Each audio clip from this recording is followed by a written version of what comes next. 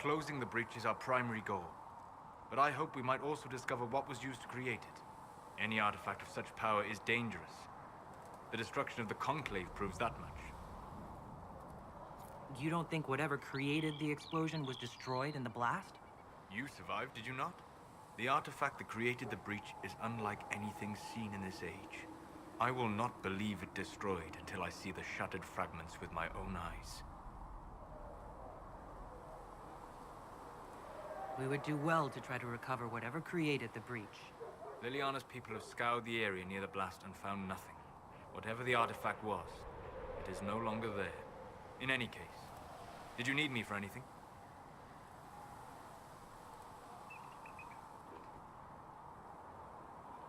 I'd like to know more about you, Solas.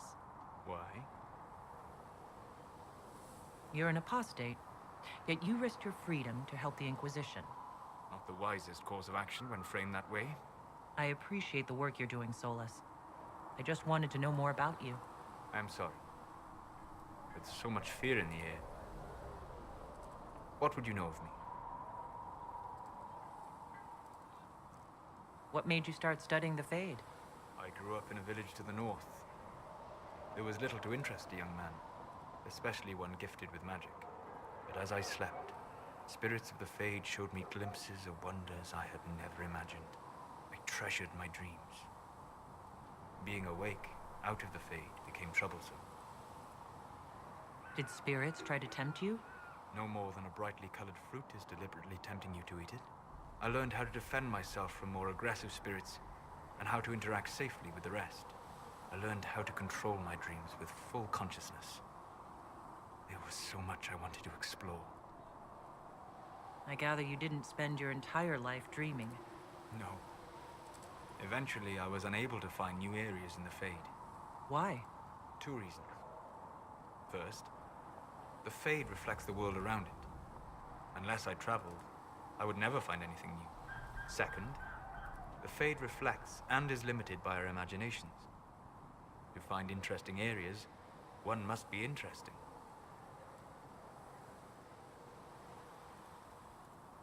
Is this why you joined the Inquisition?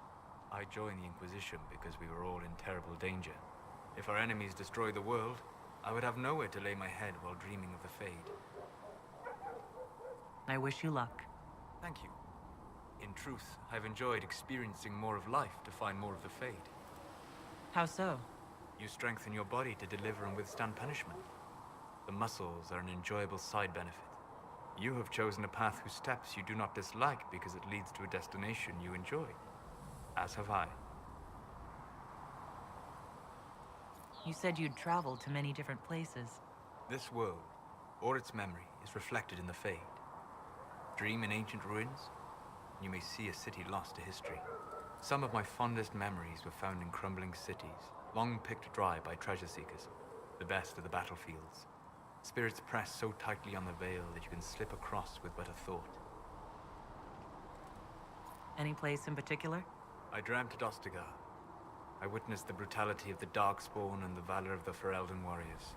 I saw Alistair and the hero Ferelden light the signal fire, and Logain's infamous betrayal of Kaelin's forces. I've heard the stories.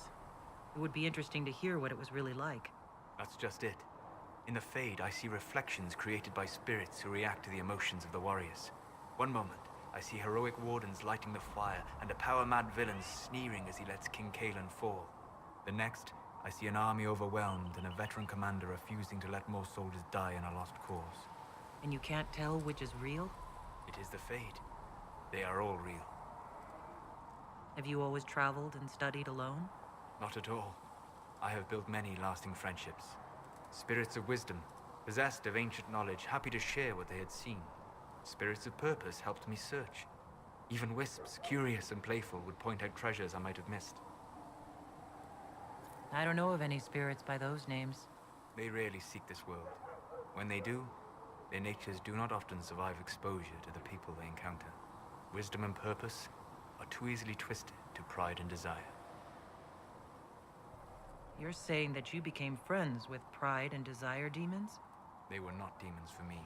Meaning? The Fade reflects the minds of the living. If you expect a spirit of wisdom to be a pride demon, it will adapt. And if your mind is free of corrupting influences, if you understand the nature of the spirit, they can be fast friends. I'm impressed that you could become friends with spirits. Anyone who can dream has the potential. Few ever try. My friends comforted me in grief and shared my joy. Yet, because they exist without form, as we understand it, the Chantry declares that spirits are not truly people. Is Cassandra defined by her cheekbones and not her faith? Varric by his chest hair and not his wit? I hadn't thought about it that way, but I see your point. Thank you. Few are willing to entertain such a notion. We'll talk later. Goodbye.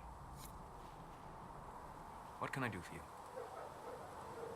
What do you know about the Fade? A great deal from my wanderings. There are few hard facts, but I can share what I have learned.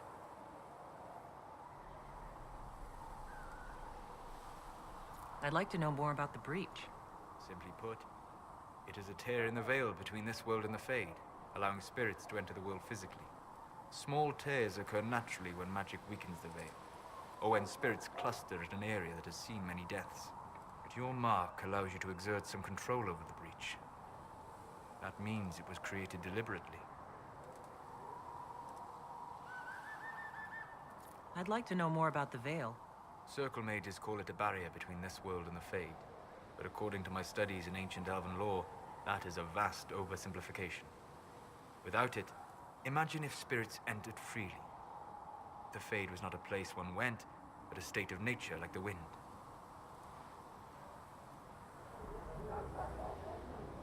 It sounds like it would be wonderful. And dangerous.